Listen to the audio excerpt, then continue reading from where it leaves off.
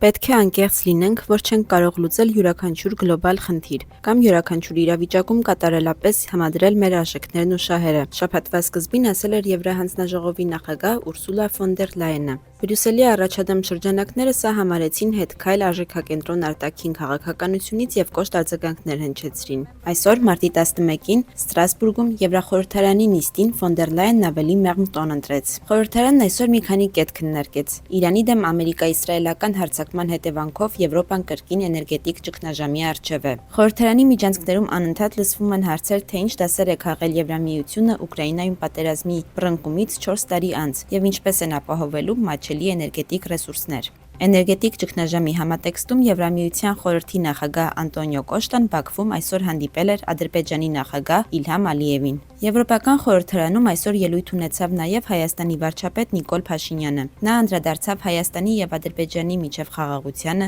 Թրամփի ուղուն եւ Եվրամիության հետ հարաբերություններին։ Ըստ Փաշինյանի, Եվրամիությանը Հայաստանի ինտեգրվելու ճանապարհին ամենամեծ խնդիրն այսօր Վրաստանի անդամակցության թեկնածուի կարգավիճակի սառեցումն է, քանի որ, ինչպես նշում է վարչապետը, Վրաստանի թեկնածության կարգավիճակի շնորհումը Եվրամիության անդամագրման հեռանկարը Հայաստանի համար շոշափելի էր դարձրել։ Փաշինյանը նաև նշեց, որ շարունակում են դիվանագիտական լուռ աշխատանք տանել Ադրբեջանում անազատության մեջ պահվող հայերի ազատ արձակման ուղղությամբ։ Իրանում պատերազմի եւ ճգնաժամի ֆոնին ուշադրության կենտրոնում չէր Ուկրաինան, Եվրախորհրդարանում սովորաբար ամենագերակշռող թեման։ Այնուամենայնիվ, Եվրոպական միությունը պատրաստվում է ֆինանսական աջակցություն տրամադրել Ուկրաինային, եթե նույնիսկ Հունգարիան ու Սլովակիան շարունակեն արգելափակել խոստացված 90 միլիարդ եվրոյի վարկը։ Կիևում եւ Բրյուսելում սպասում են Հունգարիայի ապրիլյան ընտրությունների արդյունքներին եւ հաշվարկում, որ եթե Հունգարիայի վարչապետ Վիկտոր Օրբանը պարտվի, ընդդիմության առաջնորդ Պետեր Մադիարն ավելի պատրաստական կլինի այս հարցում։